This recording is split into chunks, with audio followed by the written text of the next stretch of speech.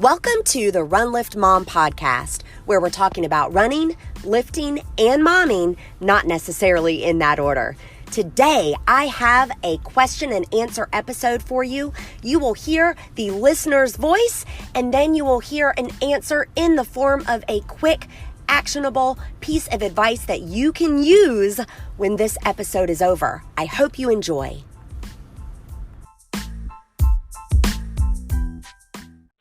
My question is about early morning workouts and scheduling. Did you begin 5 days a week of early morning workouts, or did you slowly introduce early morning workouts 3 days a week? So what is the best advice for someone starting an early morning workout schedule? Thanks. Bye.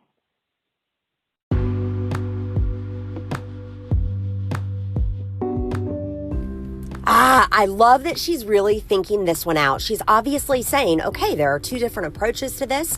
I can either start with a couple of days, add a third in, add a fourth in, and so on, or Monday through Friday, I can kick it with that early morning alarm clock.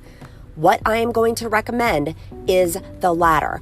I want you to do it every single day. Instead of thinking about how many days a week you're going to do this, I want you to think about how early you're going to set your alarm, okay? So if your goal is eventually to get to a 5 a.m. wake up and you're currently waking up at 6:30, I want you for a week to do 6:15. Not overly aggressive, but challenging. Then that next week, I want it to be 6 o'clock. Then that next week, I want it to be 5:45 and so on. You see where I'm going here, right? I want you to do it every single day though. And here's why.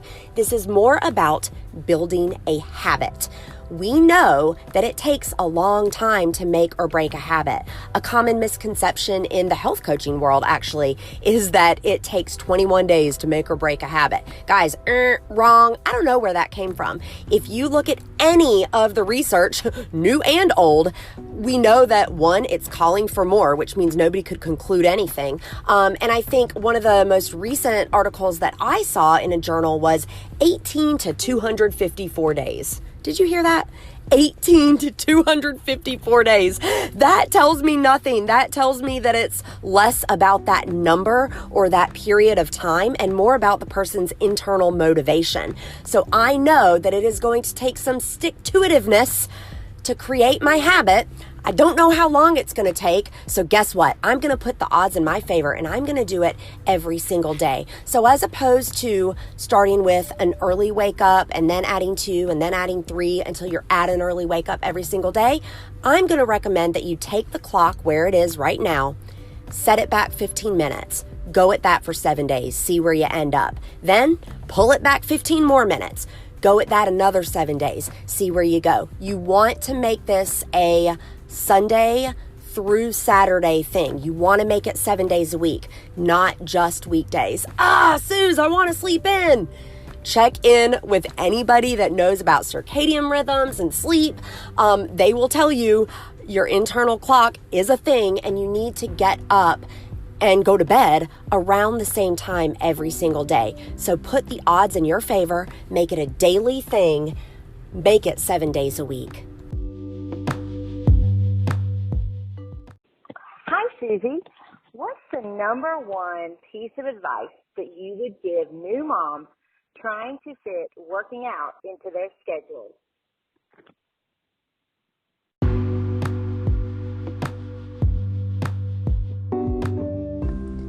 All right, so let's first talk about what the American College of Sports Medicine, and that's considered gold standard for exercise. Let's talk about what their recommendations are.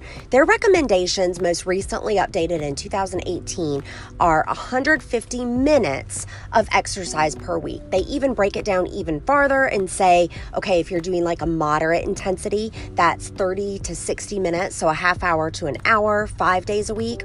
Or you could do something like hardcore intense, 20 to 60 minutes of like vigorous activity, 3 days a week.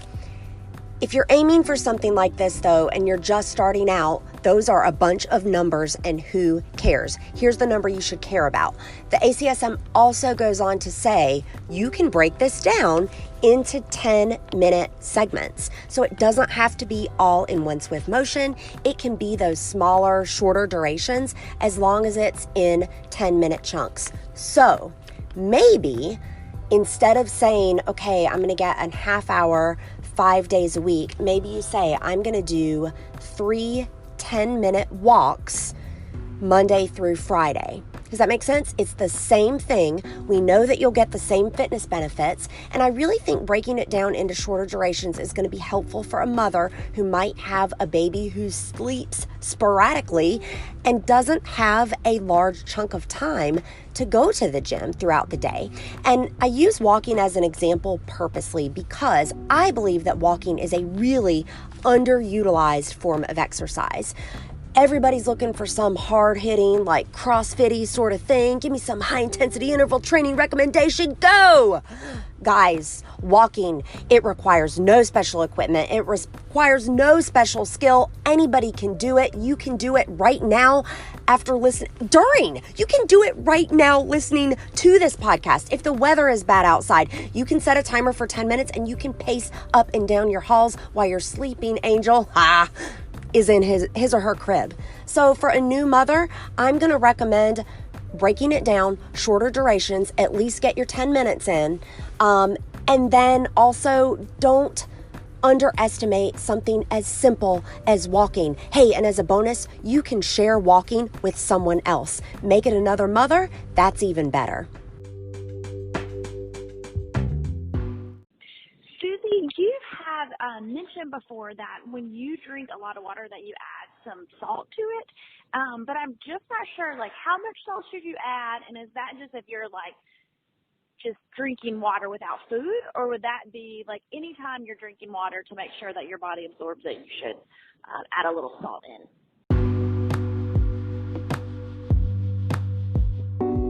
Heard my episode about how to become a morning person, you heard me recommend taking about 24 ounces of water with just a pinch of salt to your bedside. That way, when your alarm goes off, you're waking up, you are drinking that water, and you can't make it through your snooze button without having to pee. Boom, your feet are on the floor and you're up for the day, because the toughest time is that segment between when your alarm goes off and when your feet hit the floor. Bonus, you are up on your hydration. I mentioned the salt though, and this smart gal caught on. Well, how much? I'll tell ya. After that 24 ounce of water when I first wake up, I'm typically filling up about a gallon jug of water like throughout the whole day. I'm not one of those nerds who like carries it around all day. What I do is actually pour into a 20 ounce water bottle from there throughout the day. And I'm doing probably, an eighth of a teaspoon for the entire gallon of water. It should just be a pinch of salt. You should not be able to taste it. And what it does is it ensures that your tissues are actually absorbing the water. There's an entire school of thought. There's a great book out there called Waterlogged. There's an entire school of thought that all of this water, all of this drink 8 to 10 glasses of water a day, it doesn't do you any good if your tissues can't actually absorb it. Back when I got my CrossFit endurance certification, they taught us that hydration was a 3-legged stool. So one was, getting that water. 2, in the right amounts. The recommendation is half your body weight in ounces plus 24 ounces for every hour of activity. And the third, electrolytes, right? So that's salt. Hydration is a 3-legged stool. You got to make sure you're getting the water, but you got to make sure you're getting it in the right amounts, and then also with salt. Without any one of those things, your stool tips over and it's not helpful for you anymore. So keep that in mind. It's just a pinch. Again, if I had to measure it out, I'm saying about an eighth of a teaspoon for an entire gallon. And I am doing this not only for that bedside water, but also throughout the day. Like if I make water with my supper, I'm doing that's got that salt in there from my gallon jug. Hey, Run Lift Mom listeners, you know I'm the mom of 4 kids under age 5, and therefore I am always looking for ways to work smart, not hard. Anchor is the smartest way to make a podcast. Let me tell you why. First of all, there are creation tools that allow you to record and edit your podcast right from your phone or computer. But Anchor will also distribute your podcast for you, so then it can be heard on places like Spotify, Apple Podcasts, and a whole lot more. You can make money from your podcast with no minimum listenership. It is quite literally everything you need all in one place. And y'all, it's free. So download the free Anchor app or go to anchor.fm to get started.